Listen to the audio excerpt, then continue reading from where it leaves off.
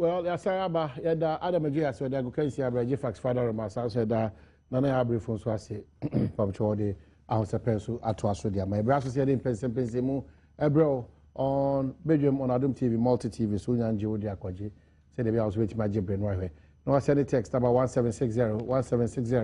Now, she my Jibra can Kanya. Some of your text messages about Sakra, the Achabe, your phone. President Mahama is killing Ghanaians. So people should neglect and reject him next elections. Kofi Asare, Suma or Ahinkro. I don't know about. The only one and morning show, I want to greet Mr. Abdallah Bosu, incoming MP for Utu Senior East Kaswa. Mr. Host, tell the NDC supporters nationwide, no matter what they do, MPP is coming for sure. Habib, Crespol City, Kaswa. God bless our nation, Ghana, and bless MPP. And this one says, good morning to mine. Please, can you ask the Ministry of Health when are the nurses and midwives who have completed their service 3 months ago, when will they be posted? Because no formal information has been given to us about when it is happening. We are just there without knowing our left from our right. Please follow up for us. Is it not the same DR? Okay, is it not the same Dr. Bawumia or Dr. Akutose and many MPP who were saying the bailout money won't come? The money has come. What are they going to say again? When they are in power, everything is good. When they are not in power, nothing is good. Jax or Takrade. Decision to expel foreigners in South Africa is good, but method is bad. We here sheepishly look on whilst aliens rape our women, graze on our farms, rob on highways, pollute our waters, destroy our farms, take our gold. We have failed. I want to use this platform to tell our Christians and Muslims to pray for Ghanaians in South Africa, because what's going on there is very serious. King George was actually Debiso and Edibiaba. Audit service staff who retired in January 2014 have not been paid their monthly allowance from January 2014 to September 2014. Wow. I see.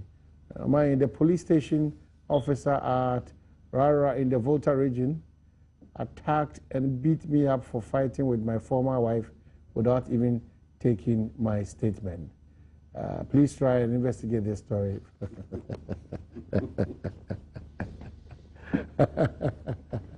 Oh, be anybody saying I'm going to see you. Okay. Said yeah, almost every time I appeal to people of Aye and Prior, so it's a continuation again, and almost everybody who sits on this big platform and the Akanyan said, this is the time. And Pamanyo Semaya did the attempt here and we are home. And Pamanyo Semaya had the enim. And Pamanyo Sema, ye had the ensign fata. And the penny pa on the name and on the name Kaya. Omuntiminfa ye DNA such a by a sitting. Titru and Peso. Team price for the appeal has always been that Rabo said a champion. He's done it before. He continues to do it. Moment and cross that borderline. Oh yeah, the national bit of it, NDC ni PPP form the Ombisiaka out of the lot, Nama Piki. Amongst them, they'll be timid in such a Kesiaba and Prior. So it has always been a humble appeal to delegates are more a year and Prior. So hash, maintain, set a champion. Oh, Wakawa. If you have a call, come that's it. Campaign, I don't know. Who's all your campaign? Campaign, I don't know. What's your call? Yes, I do. Uguso. Yes, sir. I had this idea in the 2 1. I know a chief of staff. And sending your kind, make us say, we are MPP, we are NDC near. We are Ghana. The Bibia Pradepa, Emma Ghana. And our catches and trophies. And who here sell the MPP near NDC near Yonko, whether in power or in opposition. Biba Adebia here be free abemu opposition for say information as a city media. The mouse can say the a tear and fabin baton and then could be free as a true track ene se o ye bibi a ensem fata e mo sentro adwuma o se ba sa yon ko fa da manyo semfo ntem ene sentro fo ntem ana fi Ghana yi di nimpuntu no na se yenam kwa no so a ye kwa ene no so nti unim hu se ade ne ya na wa kamfo se eye ye di kodwa so a ye beto nti ne ye kamfo se monto we nye ntuo sa ye de eyi fertilizer na ahye na amna huhu we de abre natural ana kabada na se de ye de ahye tomatoes natural ti ne nya sa akukuduro na ye kana ye gidi se ye akukuduro a ye recommend won so nyame mpangu se emasa se ko ba sample se delegates anje wan tumu so a eno so be support party bi a de cha support price so ba ye gidi se esa adwuma pa wa ye nti delegates ne beti wase so ati ase na wakasa ketua bi na we sika ketua bi e watch you say me ka se me see me ka say journalist me tuere do obi o say ade ye ka obi a de ka na ba be se ka me je obi a kwan kaka na so ene ade be chi na obi akwacho chief of staff bribes etino you know the brother CP I'm sure the interaction was very, very useful. Adriana so kan because Prat can see and train ade chi no bia yemuntu ya then we call for frequent meetings with the chief of staff it will be yemuntu so it means that we have endorsed that interaction frequently better also constituency boko oh nyame adom koso me for de o kan no so me gidi se menimenia penitela biti hoyi me hu ususura da ntem yenyina Ghana forma so what I say na uko ni kroma krobomu a behu mi kromfo krofo ho saa na obako susu a behu no su kromfo krofo ho mini chief of staff a wo kana se mini Penny Julius ye ko school no na friend Shalima minim no we ko ni enye me nwanwa se ofre mu no se na me betena ha me to me boase a me kasa no be gidi se mo ko ye mo na kasa saa na ye kasa saa na ya tete ye nyina fitie mo frase nti saa sunu ne hia se mra yenya kwenya yensuso ehia betu yenya e wo se yehwe ni pija Ghana man no saa esunu na wo se yeda nadi e ya dwenkyere se me no adwen enko benkuru a eno nkyere se wo ye metamfo e wo se yiti ho asese ye oman ba akoma asem tu yenya etu wakobna atome na no da se na efie da na metiko na mutwa kiki ja mesi komna wade ade yesu mame nanka osem wo ha nanka mesi mitwa bi nanso binim se oni mi ni ama no ye mane ye omo ye man Dominic na wa ama Dominic is not motive to that actually odoji what I say enti mi gidi se mo bo adwuma pa na amo so a sabre mu yenyina ye hwe ne etuno ye hia ye ho ne bonkomo saa eboa ema mpeja ye ba oman no ya na ahwefo ne wono wachire na wono hwe yen no eto da se bi obi a wo ba ti se mra hye bedwam na ye bobo nsem ho na obi a kire na adwua wonti ase na wonim ya mamra wadwebe o se ebia na ebia tradition tumam ente saa adwunkire mu fan se na hunu asem ne fa se na wote ade no asefa enu hu adwenkyere na odetudwa nti biribia no menya akonya se na madawroma moye me se ya ubo mabaso yi se nti a asema okatwa to e manika a mesere menuanu mu nyina wo MPP ama obi ate ase ne se e danse boa enu ni baby a wo firi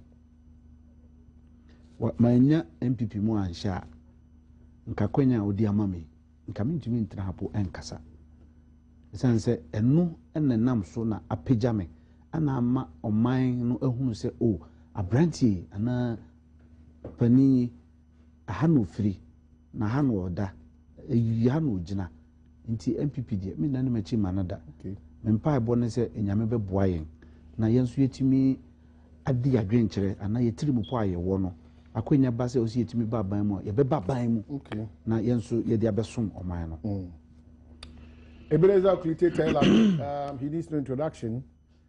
Ukon in person so a daddy wa hu nsa no adwuma MP a wabɔ no homodin do na de hia kese kra se ono so no he cuts across whether MPP whether NDC ahemfo nyina assemblymen nyina kruade hye honum nyina mudi adanse nyame na mebedi sa adanse no de nti ameka sa se bre ne so a enche bia ne NDC for ewi on biometric ayina ma modern de nrada brain swan. No other choice. No other choice than Oklite tell Abi Anna a stamp in the basin. Nti ye koso aye adwuma won pesua so ye koso aye titi mu nyina amasem mo agyenchira mode be nyina ye gitum but mama refi say we need you again see be cross ready nkuni mama na ye di ni mpuntu ne nsachira aba aye lower manya krobo ora ba kwa na ma boko je constituency boko Nyame Adom boko bibia de din oh Nyame Adom bibia ye din na mini aka ye no yeah, Eastern region, the Ajobrel. Eastern region, region Bia. I'm say, I say United States of, Ghana, from the extreme east to the western part of Eastern region to the northern part, and then to the southern part. We will say, Volta region, and a ball. Oba Greater Accra, Ashanti, and a Central. Until we say, Dudu na akwese ye fra, and you know, na me kashe nyame no nyam say, ye tie ho ase.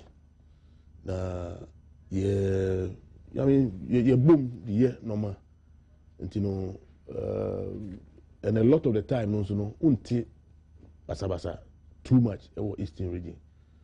You know, ye stranya me say on to aso no on fasa anhira no ento so nko anim na nti ase aye de ye adwuma no na enkoso me fasa akwanye nso achia me peso asofo nyina enura nyame Adom press before singing band for di wo mu da no invite him am call ye fepa ushia singing band for ni asori for no na it was very interesting and Midawamasi.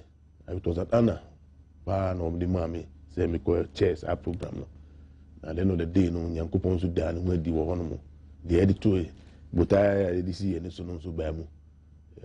You know, a better President Church, Zimmerman President Church, or Lower Manyasi, okay, or the Omiye, you know, yeah.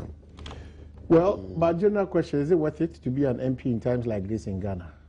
Well, you know, otherwise we say we don't need any leader.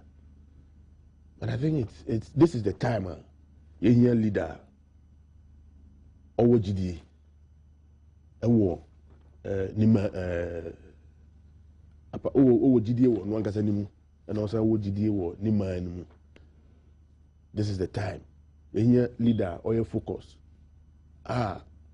odi amount for here same and our own problems ni obesha amount for cry, and it is worth it. But it is worth it. This is the time.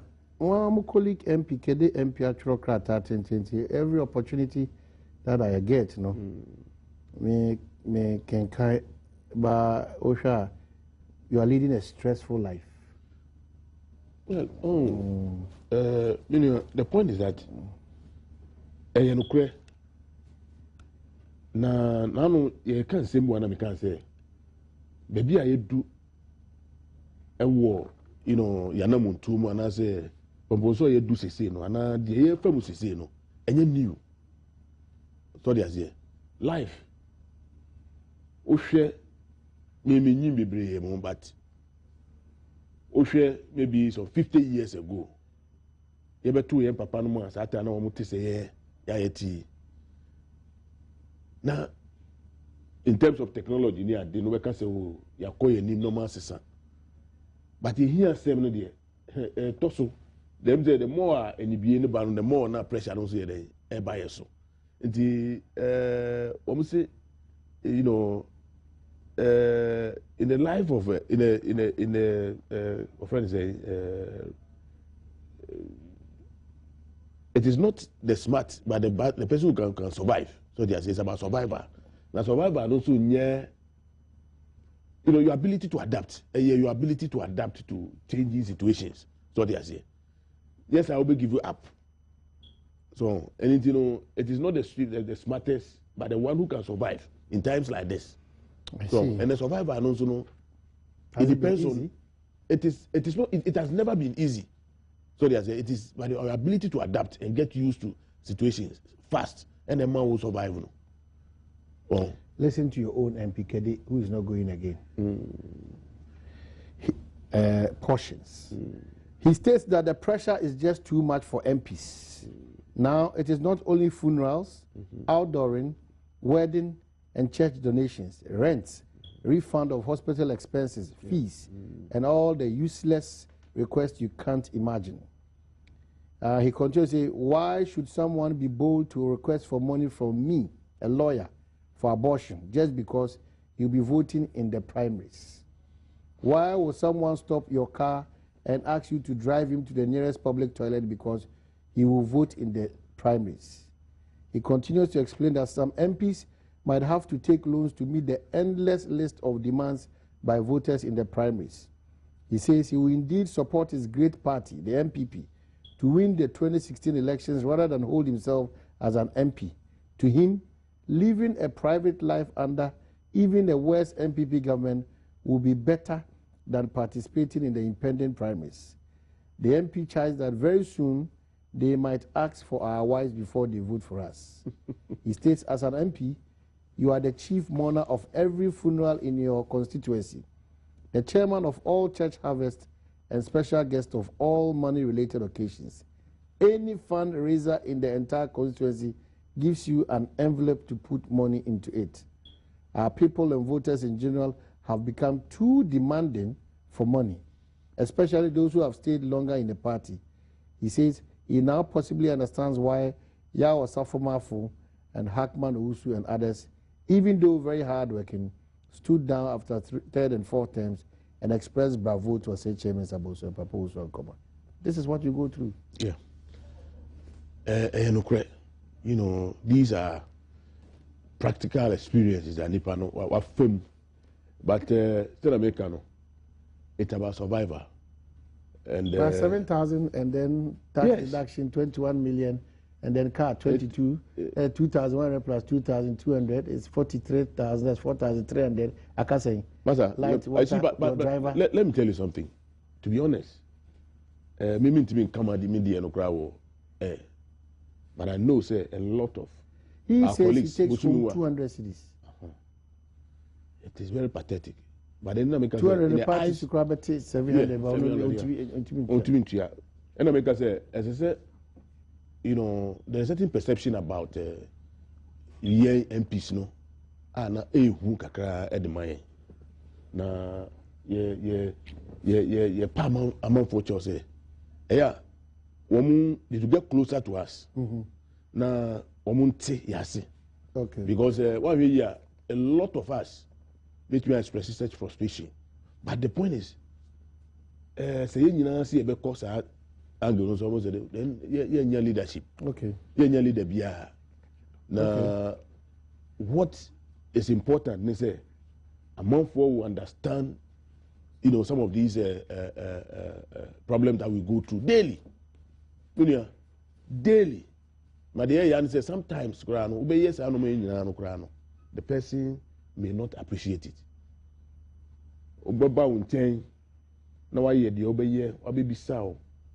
Sometimes, you know, with some difficulty, now there are many panel.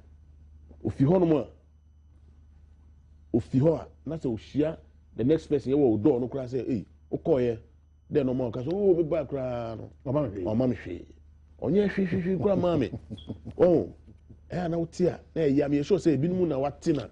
Atina kuma because no crepa. Ubu hono ma okay na oh, very interesting. Binu mo hono mo for say keep records. Now no make do ah. There was this gentleman who walked into early morning. I mean, sorry, cry. But boy, me down. I mean, but I was still on the back school fees. But tears are until or bamming chairman, the chairman. In fact, all that them, I mean, so I catch him. So school am makwai. You the previous sikara mababa damasi. When you say be am refi, say last time me chair fees man. Ora me trans come na me hu edwuru me kakra. O kasa na only ne bale nenam. Na me say minia. Why are there ma di hu ya pa. Anka wura dem we nka me so ba be ka kire me say oh me ba no ya makwa ma no ba nti me da ase say last time utu ya ni fees no ma na this time so no me bi oni but you are creating the impression say nya hwe ma and I'm sure say the same thing na wa ka kire amanfo our bontia oba be wura mu and na the ba no sorry so da me da ase so ono wa be ka kire me chairman kra na me chairman so no dey no di any man oh omi dis kan ko ma ko tua na ono kra pese in fact mama here you know very sad you know we are very vulnerable seriously no chabo munya scary we are very vulnerable we need a lot of sacrifice do na pese omo do mo ka baba o ko mo so me ko ka pa ko na ma fa sarande se mo so mo fo so dia and they sarande ka how do you get money to do all these things in time these are sika ho akwa atwe ko mini akoko asem na ochoro no nyensem nyina na obetimi aka oso opani due mante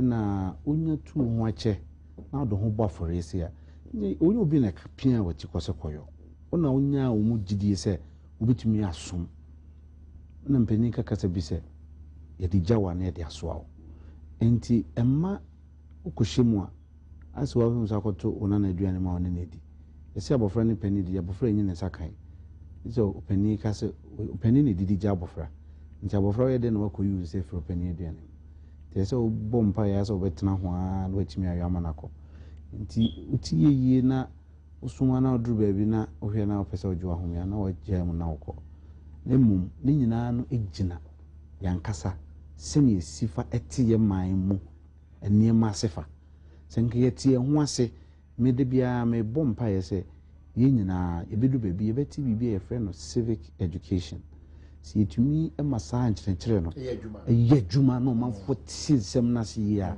ɛbɛma nipa ahunu adwuma no ani so nipa bɛte nipa ase seesei no sɛna na me nua pani kɛn wohwɛ nka yɛbia yɛ adwuma mu paa wokɔka a asɛm a mɛkɛn wobɛgyima no asi bɔne de abomakotia yɛ adwuma paa ne sɛ ɛwɔ sɛ bibia nka ɛnya berɛ sɛ nka yɛne wo bɔnkure amanfo adwenkyerɛ dodoɔ no no yɛtumi tintim yɛtumi de to hɔ na mmara a yɛtintim wɔ mmarahyɛ badwa mu no yɛde saa nimdeɛ no akɔhyɛ mu wate aseɛ na tɔ da bia ne nsɛm a yɛkɛn ebia nipa no ɔha ɔda no so no ɔbɛka no adwen deɛ nanso ɛno no agye ne mmerɛ ne n'adwuma no mmerɛ nyinaa abɔ so nanso obɛsan aka kyerɛ sɛ mo na mokɔgyina hɔ sɛ yɛnto abama mo na moka nsɛm akɛseɛ ebia meka mekɔ mo mpɛsua so a obia bɛka kyerɛ wo kɔmna aban mu na mekɔ no sisi deɛ mu aban mu meba aban mu na menim deɛ waban mu nti me gyina mehyɛ wo bɔ nti nyame yɛ madom ɛsa metwa to hɔ no nti bido baabi no sɛ wonim sɛ adeɛ no menni bi nti me mehyɛ wo saa bɔ no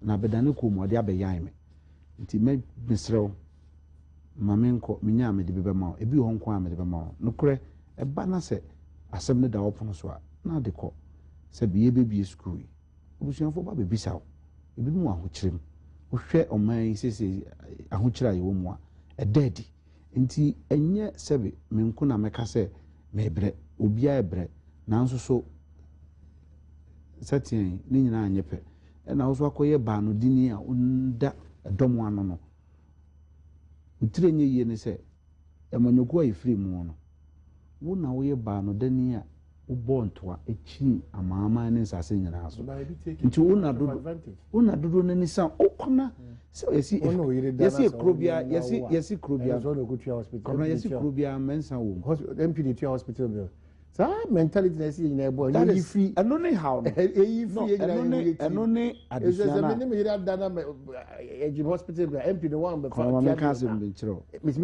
obi bɛtumi afrɛ wo ebia mete wɔ ha yi ɔnhwɛ TV bi misu ntumi mfa wɔ TV so mmara no ma menkan ɛma me kwan saa wanhwɛ TV bi nti no wɔka sɛ ma frɛ saa womfa ebia baabi so ɔde saa asɛm no bɛbɔɔ no ɔde bɛbɔɔ ɛdɔm mu ebia na obi susu afrɛ saa brɛ no so anya o ne suba no ha na ɛne frɛ no amaneɛ no na wakɔpɛ amaneɛ ama wo nti ɛsɛ wobɔ homɔden sɛ wobɛyiwa no wobɛdɛn na wayiwa no nti ɛhaw no kakra no special doctors nyame hwɛ yɛ so nokorɛ wɔ mu ne sɛ ne menim na yɛayɛ nka no bebree nnipa bebree ba mmarahyɛ badwam obɛfiri mmarahyɛ badwam na ɔnya yare obi obɛfiri mmarahyɛ na ɔnya blood pressure obi ɔbɛba no bi a ɔnya da ɛfiri sɛ aduane koraa sɛ bɛbɛkɔ wano no ɛtɔ da me nua pini ɔbɛkyerɛw tam a wobɛnya koraa sɛ wobɛdidi no na mmerɛ didi apa ho esan sɛ bu a wo mmarahyɛ bedwam obusuafo firi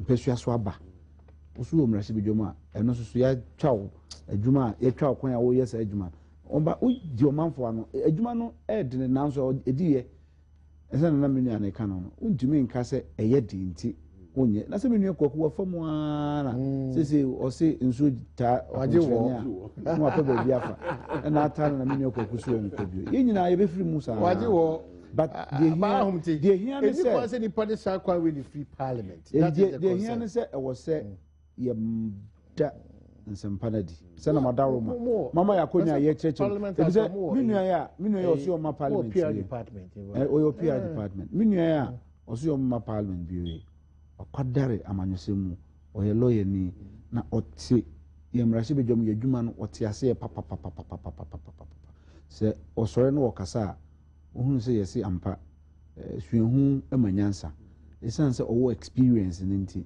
ne kasa ho te na dwenkyerɛ mu dɔ nti wobɛhunu sɛ ehia sɛ nipa no yɛ ma no ɛkwadare ne ɔyɛ no mu na timi aboa ne nyina aboa man kan kɔ sese menim sɛ nya de a ɔkɔ tena ase kwa ɔman no benya no ho mfasoɔ wɔ akwan ahodoɔ bebree akɔnya san bebree so saa ne nyinaa yɛtoto serɛ sɛ yɛnte yɛn ho asesa ebehia yɛn kasa mu obi mbisa bibi wɔ yɛ hɔ untumi nkasa ni obusuafo kora sɛ wohwɛ wɔn wo yere no ma sɛ wohwɛ wɔn na obi hu so kyerɛ no a sɛbe yɔnko da no da some of the demands here on call ebi wɔ hɔ a ɛno na ɔkan yɛ no ebi wɔ hɔ a to crazy egu bobo ebi asa da no kwabna ɔno so ebi so a saa da no ɛnyɛ ma no wɔntumi ankɔ nti sɛ ɔboa no ɔhu sɛ ɛyɛ ti ohwɛ ɛyɛ wɔ subculture bi wohwɛ yɛn Ghana fo ohuma bro wo yɛ mu papa saa deɛ no so ɛyɛ adeɛ bi a ɛka yɛn ɛtete yɛn papa wokɔ baabi a wokɔ ɔman bi so a wonu nuanom nam a sɛ mukɔdi deɛ obi ayi ne deɛ to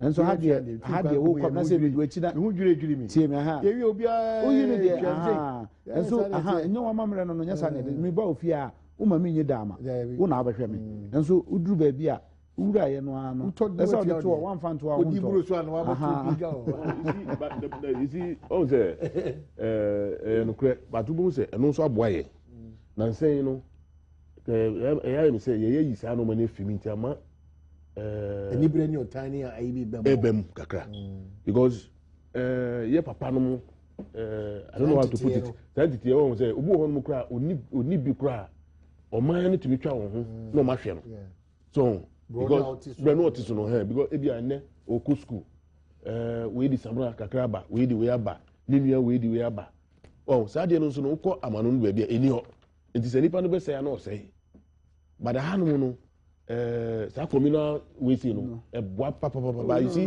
but you see no so no e ba you see no so ye adwane fie hu kakra enya tro na wo ka say you see, as I drifted towards the Western culture, in Tiama, ye who knew close family, Mayrene Ma, Nanso Kaino, me too, Ebequa, and Comma, a come off as for, and only a mamre. Okay, bottom top approach. You're going down from Antem, and it says a planned familiarization tour by the vice presidential candidate of the Patriotic Party.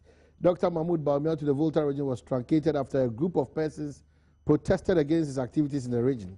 Dr. Bawumia was on his way to address students of the whole polytechnic, but the protest forced him to cancel the appointment. The protest, according to some residents, was a supposed retaliation to a recent incident that occurred in the Ashanti region where 2 deputy ministers of state were heckled by teacher trainees in Kumasi. The MPP regional secretary, Joseph Homenya, who confirmed the incident to City News, accused the ruling NDC of masterminding the protest. And I quote, "We picked intelligence that our opponent, the NDC, has mobilized people to attack Dr. Bawumia for whatever reason. All that we heard was the purpose of equalization for what happened at Wesley College of Education. So we asked ourselves, what bearing does it have on the MPP?" he asked. And he added, "True to their words, when we got to Akachi, all of a sudden, we saw some people drumming and singing, carrying placards with inscriptions on it. Bawumia, we don't need you here. Bawumia, go back to your place." He added that although the vice presidential candidate was to address students of Akachi College of Education and tertiary students in Ho, the situation prevented him from joining the rest of the team at the function. Abo Echampon, of vice presidential candidate. And we are continuing from Mantem. So if we are going by what Muammar original chairman said, BBS Kumasi Wesley College. Now that Nimyan Foku Yeto Ablakwa and afi Dr. Pesa White na afi painful bi ka fusu kwa chimo. Eko huru omo a say the issue kra be bro mo yetwa mo nsuo ni sa na manyama. So almost you said the same thing and the akoso. What do you make? Me mare ho sama wo ho ne se edikan me gidi se enye ochrepa sa ade na akoso no ewo time aswafo no ekọ adesua bra ho no enye ochrepa so pani ntina fie emma aseduamfo enye ochrepa na eye yasoso se uhwe enkomo anope ye de hyase a yehu so Ghana no ye oman baako Ghana ye unitary state ebe areho se mesori se me kofra mantem kwabna obeje di se enen nansa me da keta keta eho na me dae dentira minianum bi ye ja ekọ ne krechi ekope akokra krabe ye wo ho nti misu minianum ye wo mo kwa amenom na enyi abomu a nso ho no ye wo munchi nti asem to wo mo no na o se me kogya wo mo me kọ ho ade nti ye busua baako yinyina tena ase bon komo ma ne ye fe eno ne amamra na ye kan eba no sen na opani suso akwanya ba se obekọ akosra omanfo se ya ama ye hu kwan ama ye ntumi ama ye hu nchen ya sa anka bom na ye hwehwe se oman no ye nya nti edikan no eye maniwu se sa trimopo no po etimi ba nipa bitrimo se ye si opani ni ho kwan ya tworo tworo ayi so placard so se onko ofiri Dr. Bawumia ye Ghana maiba yankasa ne ye kasa mu se asase bia nchirifu nti eba ne sen na oba from antemu a sebe ehompupo ye sa tumi koyo sa na ema ebia nkrubo anko ne mmaba awa ne mrantie no eko bo ewo sukuu pon mu no entumi ankoba so menya ne nti ye se ema onu ana wo pa se ope gina wa tu na wonso wone no atwetwe adwen nyina saa ne ye yo no yenam student politics mu ana ne ye beduru bebe ye dri ne saa bre ne school na wo fa ya safa ma fa no mba no ne ye be kasa ehye yinkran esanse u keri weni na hwe ni pojire wanim na ono wo kasa no a mawo nkran hye bi se wo so bo homode adacho betumi ayeden e de saa futuo ni bia ba wo ma fa brabom beti we de na me nam mu yi minya school pon mu gina na me no mo bonkura wo mutam mo aso din tiemia me firimu a oba bebi same nsemsem bebre e ma omo susu nya afutupa frem nchen enti wo bia wo boss hapo no ana se unya saa adwin na wo yese wo kuku tusa na mo no enye Bawumia na wakoha no wo de saa ohawo ya beto from antem se yesi Bawumia wo nko bebi ofiri Bawumia firi no kware ebia ne din ene na wofo bebi ofiri eye amantifin ukọ amantifin a me ma kira de wa amantifin pen ye nuanom a efiri from antem ebi wa amantifin enti wo mo se beka kira mo so wo nko o ma chimi nem se bebo ababeduru na yekoso abibirima na afo edane sebe ade a ye kra chikura ne asan babedan yi enti sasu no enya depa na mfa santna ho a ye de sa tena wiase a ewo ye man yi mu a ye nya de ya no ye de si no daada ye ka no emamu eye niwu edikan sana me dikan kan memfo ye kire course ewo asoafo no de no nanso no nkire se obi fum kumu ese oso de ben ufumdwa wo ye sa unye untirom adepa ema reho ema eminim se mpanifo a eye hyehye pono ema amrantie no se opani ne ba no school for so what the school for no penya se ye hyehye dwumadie bi na ne oso oba no wa ma abufu ewo mu no enya sem papa kura mo a mo die ni mu kura mo hyehye ye no e pleda se mo di mo husie be na otwe no se mankrofo hu mo esanse ya na abufu no wo soro won se ye nyina ye mabunu pe babunu akoma wani mu hare sesia na bufu aba enu ntina saa asɛm a na meka sɛ ɛyɛ me ya sɛ kosi wɔ me nuanom nkuma asoafo no so no ɛyɛ me ya no sentira ɛba me ya wa me di wɔ wonim yɛse ɛyɛ adwenkyerama mu mente wase a ɔsɛ metumi ka kyerɛ wo ɛnu wɔ sɛ meyɛ niamo abi nye niamo ho bi ade yɛ niamo ho no yɛbra yɛman no kyiri saa nneɛma no wate ase yɛman no kyiri saa nneɛma no yɛn yɛ bia ɔman a yɛte ho ase da bia meka sɛ ɔman we yana yɛyiri a adwo megidi sɛ mentimi ho ase 2012 yɛto aba wie yɛnte yɛ ho ase MPP ne yɛnte ho ase sɛ yɛlu so aba no ɛbɛpem nɛ yɛsi Supreme Court aka yɛgyitum nanso yɛno madwen ɛnyɛ ɛno nkyɛ sɛ ɔsɛ fam porima ne nkonti ma ɛde ekonante akwanso. I see, but what tell me for I see your man yourself especially when the Melbourne women are involved in these lead roles. The Damini Atemposi pa say we need everything.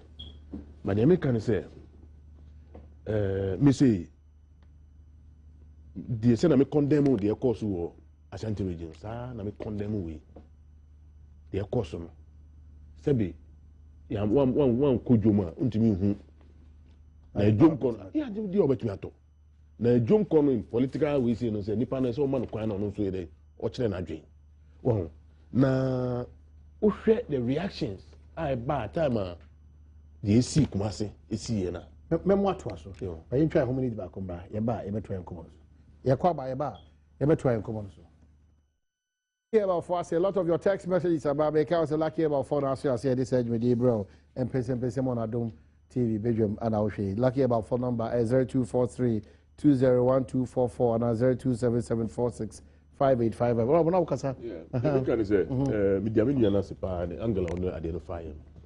Na me can say the last time I was on one of your programs, you know me condemn the course Wesley College. Imagine the same way we should condemn say enye normal enye kra na it is not something I say encourage. Because in America, no, uko jom na se ope bibi atwa. Na se kata no so you will not be able to make your choice. Now politics, you know, se nipa na mama meka na se man chewa, you may not be able to get. I mean, untimi hu baby ofi the ope ode bani na adwen ode nam. Into the once I embrace democracy, no, we need to give everybody the opportunity. Now, no so yen kazo ma bedroom, but once nipa na asle kwan so oba no. Bibi anyone no kwan say then. But the American is the aftermath of what happened in Wesley College. You know, many back. Very, I mean, meaning a bad program we so. Oh, now say assembly be after set things are. Ye mpenyufo na ye di animu no. Any ye nsem keka. Oh, ene betumi ahye obi ebufuo na wakoye de eden ensese oye. Me gidi pa say NDC party no enko kan kire minuanu mo voter region say Dr. Bawumia e ba hono ntimi ko organize against no. So the same way no I least suspect say bia MPP for no go kan kire boys na wo yes ade no wo Kumasi ni say dey wo mo nye.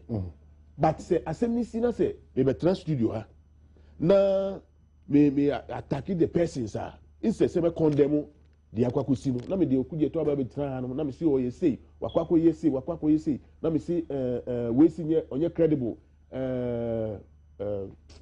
wo mo ko ho no asedu kete akọ ho no ko ye den I mean we incite you know among for against those people ono so no politics ya masa no matter how small and answer no afia obu nipa na ono so obi a den open asem so anything no wasema obeka no and ebe ma obi nso ayeden aye de because ya start primary see ye ba be call general election and nipa na umpe na sem ko obeba umpe so obeba area so but say ubetie no say untie no so no eno so gina no be bre abekọ so na nye obia na ebeti asem I mean obeda so ye nyina say na ya hwe ade na different.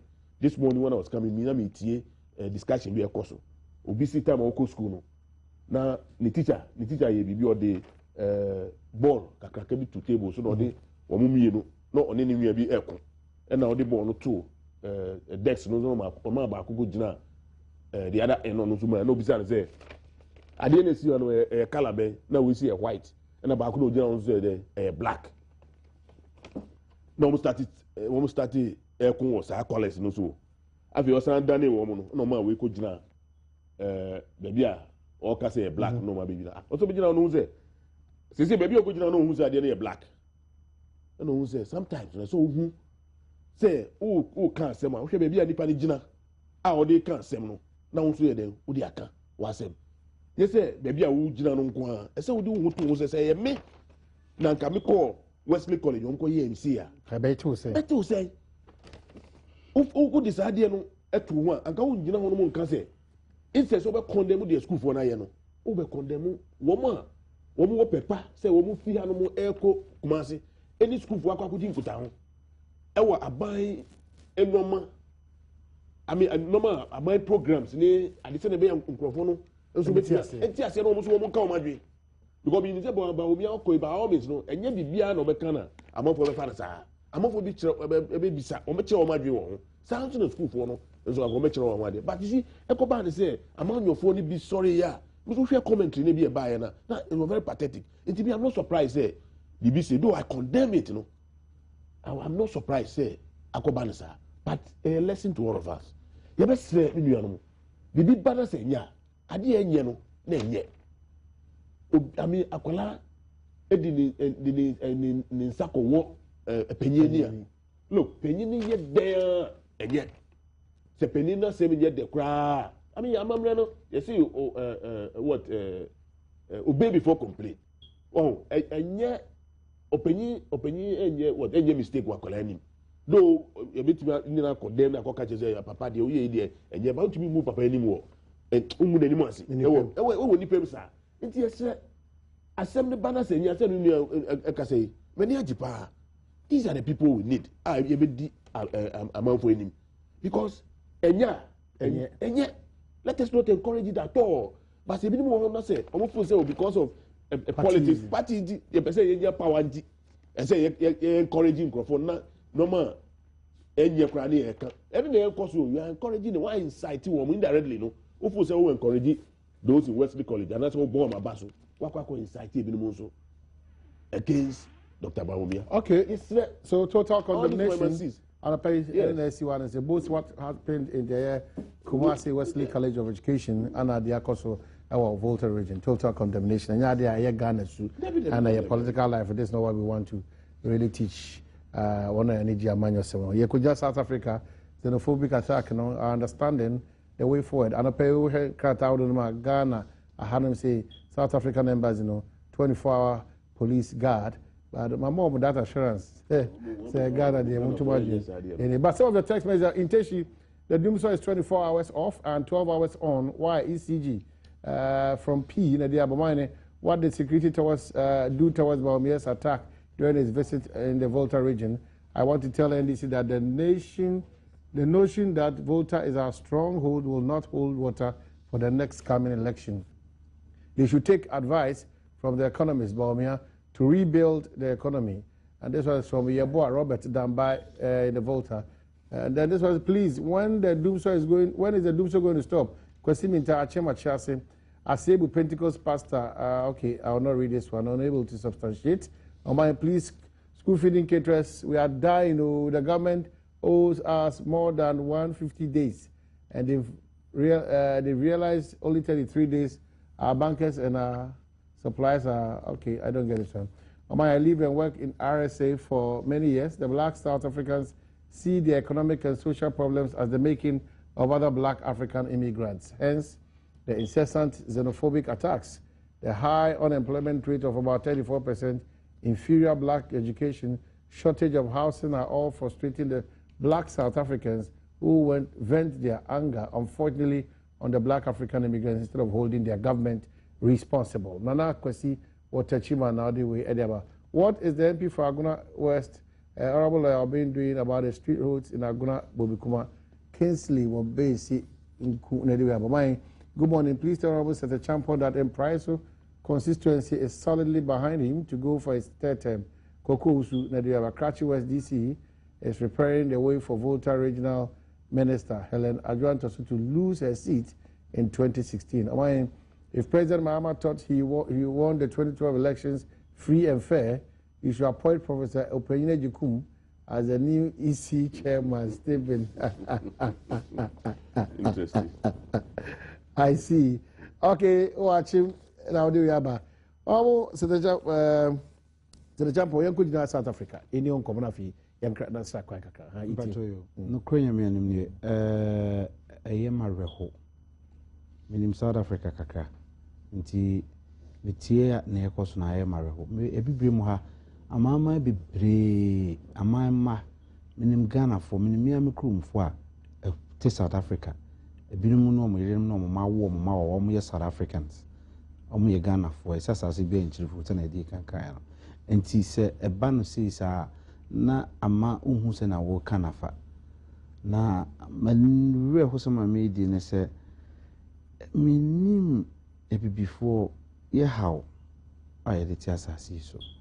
South Africa for breno na abibi man ye no nyina no. Yabakaso no kire ye se di edwitire kakra na soso asene dodo na ba ha besua nwoma na ona firi hako akọ besua ye kwan ye fa so wono betimi aboa na afi de ekoba na sen na ne yesori a sesese omanma Ghana kadehye afiri won kwa kwan ya wono fa so afiri won kwan me se me hunu me ntiase kra ti eno no se eyade a mesre aban be menani abre esanse o se yen hwehwemu nipa nan e ka ono guda ba akumu na ebeba na ono nyina no twahuru a bibi di akire nti o se yetumi bomodia matese aban asoma se yen konko bisase e pese yebehunu mu fan esanse eho ye baabi a anye bia no etimi yen hwehwemu yie eme yehunu eho de obi a wana address ye na yenso yire on se be ye de eho ade ama megire se no pa bibre ko no ka ho no ayese brochiri kakra wono the friend infrastructure de ne ne yire ho aye yakwan ne ade no wo mu se omugusu ye ono amfichiri akwan ne ade de nanso wono wo the friend infrastructure no wono wo bi se ye is rich ne ade eho more or less a cashless economy ukra credit card uye wadwuma yitua oka nyesa ukono akọ yisika se na ha me na mo ya me de hemata aso okita ye economy nti no ma ye sebe ye hai nipa edidwa Ghana ingwakuo kasaprekuse wo bie bi e wo South Africa UT Bank say wo bie bi e wo South Africa esense South Africa for MTN say South Africa for there eno no wo krom hai enne unamo na unam yegmamu de abaso e friend mall Accra Mall, Junction Mall, Teshinongwa, West Hills Mall, one of the big cry San Baba Besi, St. John's, Honum, Nina South Africa for Numa. Intian sorry ni nkugum ni nkosero. Enya saa na ye saa na wo ya e show bi so nkran na ono so tumi eba okrum. Eno ntina ewiasa mama ye sensan saa conventions ni saa protocol no. Nke ebe den se ebe so aga na forma so mkonkotena South Africa. Nti saa aye kire no tutu sire South Africa man no na me de fa yen penifo so ye soafo menu aba ha na tete ono no soafo a ohwe nkita hodi nsem so no amama nkita hodi nsem so me ni bere papa wansem we ho ne saa ne ekono enyefe sese gidi paase obi bia de busuani bi wo South Africa no sese ne nsuno gujem enya de pa kra wonu a ono so wonu no ni gitire akɔhye South Africa ya onso wo ye adwuma a ɛwoma won onya ho si ho a ebi ba behwe yen wo Ghana ha so wonso so sesi ye won den ehia papa won ho bambo sebe obi emfa na japade enkoto baabi onim se ɛbɛwo ama no ti na ye wo ha kane we ni ese ye wo GB relevant ye wo kompanyan ye wo dididi mu ni nyina ya maamai senia ye di ye ho nkomo a ebema wo so hu se o entuma efra kwabnan abusuan kuwe na ye adwuma se na ye oni emi so ukotona mu cha metimi asua bi na me so metimi ayo bi enne sei madaroma your digital television nanso eba be sha ase aba no na e cable e wono eno na di DSTV bae on multi choice ye start copy bi hwe ya yehu amama so enne madaroma ye TV ati se ni nyina no eye saa hwenhu na efi wo mo ho e beduru ye ha no eno so na hye muso mu nkran se mu fanye radio nko muso mu be bosso akwanimu aye television ena edi adwuma aba oman mu eno ene mfaso a yenye free yene amama ho krita hodie ho se oba me fie na meyire eye amponchi nkwan a ebia wo yire akokon nkwan na oyema odaada nti ubehunu so meyire aya ponchi nkwan a so kope good nti eboa ema ye ni bie ema ya brabo ye ni bie ema ye man na ukọ baabi yesi ukọ baabi na onya de pa fa bi brafie nti ema ye nsusu ye nya konya saa na ye hunu saa ne man ti sankita hodie we no ehia papa nti kwan bia ye befa so a ye be ma saa de na akọ na ye nsusu ya je atum se ye nsa hye nkrata ase megidi se Organization of Africa Union for nsusu se omohwe na omani bre wo ho ye nsusu me ameti ha meken kwan bia ye befa so ye nsusu ye be ma ya no aye din na akoso akasa amma obia hunu se saa astesu no minima dwumakuo bi a ekọ abosome nwotwe mu di ono dwumadie akohye South Africa watas wona to nsafre me se memra na me ne wono mekasa mabunu dwumadie sesi ya saa de ikosu una hwe na akoka kire obi siso omra nipa e bekasa odwabo ya si ebi firi kosikoko okrom ebi firi Europe ebi firi Canada ebi firi America na oni nyina e bekasa wo ho na kobase ya yenum guase nti South Africa High Commissioner wo krom ha se no Mr.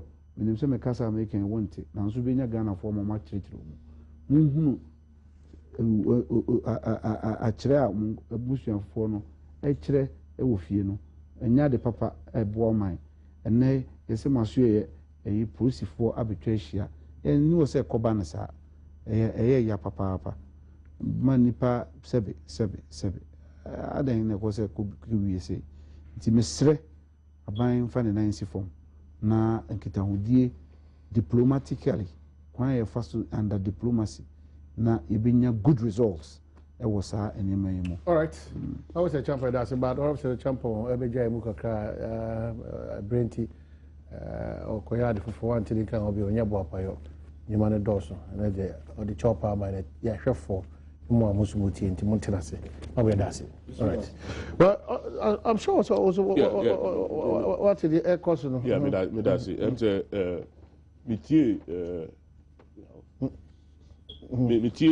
what do you call it Mugabe and okay say South Africa for obroni ni huni ana omitimi attack but omuhu obroni na nkasa de omitimi nya no hwe na nka womu asembia anga brofo na wo hono mu na say na omude kom so but wo de ko bibidu so de ko broni so ani nyina den enye it is not a good practice and you know ese omuhwe yi enura because shop right na me to ade na me hu South Africans bia wo mu share African way shorts in the idea you happily shopping no na me jira wonu sa na me ni madam for bi de nam na me se hwe you see the difference. This is Ghana a country bia anka wo mu nam ho e hu o see at once na but that is the difference na me jiri say police for no kra wo mu ko ma wo sa 24 hour we see no kra no wo mu waste time Ghana ni bi ani hono mo wako ye dwen ye nua no mo hono mo kwa obefa so ye den ombeba na ye be sere wo mu se be bia wo ma bedu sese no ma nya wo mu se wo mu nko na wo mu bre ya sa na South Africa enne blacks wo mu wo chefa e wo South Africa no na me kai se me native Lagos on foot those days no be fat motor forest there about because of South Africa solidarity near what call circle ha ebe who's vigil for South Africa fighting for South Africa to end apartheid. A lot of me in South Africa be go school even by Lagos ni ade wa no na ye be sere wo mo say be bia wo mo di ade no fa no emwa it will not help because they are all over. They are also dotted all over the world. Now say, more problem here. I say, woman can serious introspection. Now me say South Africans, the blacks, no. One more problem, no. If he say, unlike Zimbabwe, need the other, South African countries, no. Oba omusuku komwa, nye papa, and it wamu to see kakra. Nti ama wom timi compete when it comes to jobs near day. And naturally, a few of them also know when ama for ntimi nyima no nkosi boni. I've had a little experience here was South Africa, minim. Na obo say ade baako a ha wom kakra nse wom krofo no so ejuma wo bekwa koye no. Ono no onye. So they make us see. Na se woko na se woko issue shan kakra na se wo de bon ho modern na wo bo apata bi na wo start here hairdressing. Ana bibi sa ho no ma. Esa ka wo sua de mo fi mo ti na me nua ka so no ko. Mo ni abre. Eti na kwese na wo ni bre blacks no. Na emwa. So emwa wo to not help them, that will not solve their problem. That is not how to go about it. So and it is o man ya ebe ha dwe pa na wo hwe Ghanaians na wo so wo mawu wo ho no mo. Sisi no wo say they doubt very much because the hono no attacks bi ama area hono. But there are so many ways of killing a cat. Ebetimi aba ne say ebia wo man ko physically.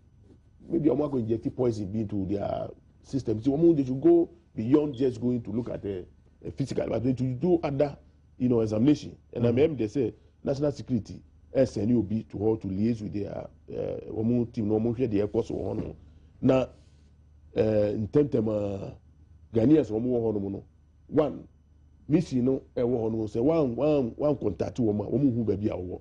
My advice is that make sure someone you mission or telephone number and you call them no mu baby or in case say a do baby everybody say go evacuate woman na ebi enko what enye bi film I mean say ebi no ho no aba ni say kra no obetimi adi ni akwa kusi there are people ho no because Nigeria 1983 mun come no buy no there are people who really they didn't take advantage of sheep near the Ghana. But we know the in fact we share that very serious. Man for this guy, no, I can't even describe it. All right, so Kwaba, a lot of your text messages about and which is and they and Asha say Techiman under the auspices of Osia de Yakunfia, your mind of Techiman traditional area.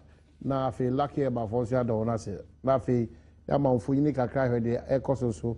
South Africa. Try and come on. Well, so ako here so the new my course of South Africa say a prayer for South Africa and blacks tissue Ghana for the show more South Africa if say enye better and to our the AC. So we are just about wrapping up but my can say Osiade Kunfia me mind of Techiman traditional area na himfo Krobo hene Bemre hene so hene oyina kabo mahemfo ahodo nyina na Frank theatre for hene ebeta Osiado ye echi ya shase e ne ya me ne okasei Apo festival ye pepa Techiman and Monteso ahwe se de be ya hobeda eye sonko kra titubra ahoho ene ye ne free Techiman ye sa be ye se hoda ho kama eno echi no ne ukwada ne yawada no ye be nipadua ne ho hwehwemu apomode ho hwehwemu ewo ho no to make sure so be take advantage ya shase ama ahoho ni na akwaba if you na po ne pompon so no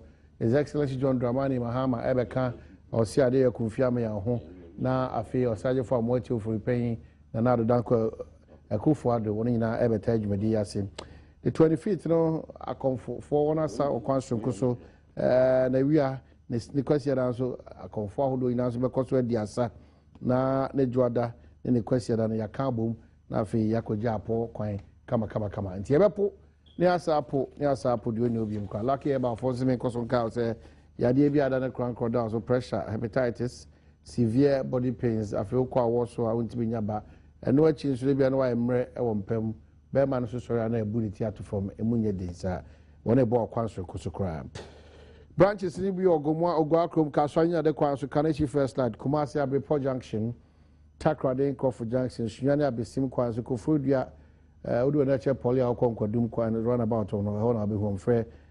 Dr. Noble Jr. 0243 201244 and 0277465855. Now only lucky about for any and so. Oh, wrap up comments. Yeah, maybe that's meaning. The mechanic say South Africa for the Mati president needs to say this is not the first time. I'm saying the Mati this is the second time I did a course. Now me say the course first one. So now ambassadors is not catching woman. They didn't take it serious. Now I'm saying we should start here and also no. My man who say they should have nipped the thing in the bud. Serious, let's start here. I mean, sure, their system is more sophisticated than ours here. Bibi Koswa, Bibi Koswa won't it. But they need to be proactive. No one prevent some of things, set things from occurring. Because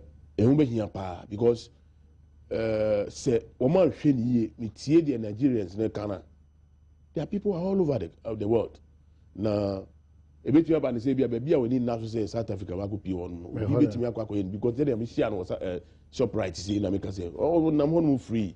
Okupie o baby no obi to me identify now. One here e be assemble bread by Africa. We are looking for we are looking to create opportunities for people everywhere. So and set things M1. It is very, very important. Say finally, one of the things that any uncle wants to say, or Nana do ne semi Okoka say what corruption scandal cost Ghana 1.8 billion. And it's more than what do you call it, the IMF bailout. Now, me feel say as politicians, sometimes say Ntino maybe asia. You're more prepared speech the mouse can. And so because people look, Ghanaians are reading between the lines now. And to me, sorry, uncle two foot through. And the ME say of students, people students or quite addressing woman. Oh yeah, all and some of the students called me. Some of the students call me. If I comment, a boy on my mean to me and Kawahano. And they're funny. They're very funny. Masa, you see. Yes, we have problem with SADA. Yes, we have problem with DIDA. So they make an answer. Then what is your problem again? But you see, who the figures? There are figures here. Who the figures? I bet one nominal figures. Was I quitting to a bailout conveniently? No need to instance over here the minimum sure say bisa nana say on can. Exchange rate is here. On can't say me no convert this is here. Obey use the current rate, But for convenience, no. Say the be equating to the bailout engine or say what the 1.8 billion is equivalent to 1.8 billion dollars, which is not so. Which is not true. And the other thing too is that, Masa, so who person will solve a problem. You don't just person mia ukura and your surface nigga I say kuro wu inside you bisa say students no back frame no say when the man came they were expecting say like this what do you call it judgment debt now can see doubtful judgment debt. I mean just generalizing. I mean generalize the whole thing. Now they had instances that ebi mo hono no an kasa no akufo ado no wa okay some of the judgment debts. Now the question we start to say, judgment that all can the no okay na okay. And now say the only need like you see, let's face facts. Somebody like Bawumia, for instance, ya can't want to be Bawumia sebi otin ekurasi ewo otin ekurasi baby no. No sorry no bar flaster or castle. But then, I know catch up say, obviously, never see stadium. You better also. So they make it. You better also. Some of the text messages. No. Opposition MPP can take glasses as a serious visionary problem. He cannot see projects around him. Somebody must tell him. NDC never spend money for development without legislative approval. He can continue to join mischievous chorus. Better Ghana is manifesting positively for masses. Alaji Willie P. Efiekuma. And believe it or not, the world is coming to an end. All the prophecies in the Bible have come to pass. Nana Bosu campaign for Jesus ministry. May I know if the said attack planned against Dr. Bawumia in the Volta region was to equalize what also happened to the two honorable deputy ministers in Kumasi? Kwandes Bedu Sefi Asafo. The student route was because of the allowances, so they say, but Volta region demonstration was NDC's mind. It's bad. Kofi Enim wo Nkoko Nedeba. Honorable Senator Champon is a good person who cares for people irrespective of your political affiliation. It's my prayer that all his aspirations will come to reality. Kwame Ejapon and Praisuko Anadiyab. I pray that peace continue to prevail in South Africa. Formula constituency need Desmond, aka Formula Jimka as MP4. Okay, I see. All right, so how will that say? Any meeting this weekend or constituency? Or yes, this weekend I'll be funerals. Okay. More major funerals we attending. I feel so. My constituency executives, they are going round. That when we hear a conference there, yeah. and they are going round and interacting, getting to know their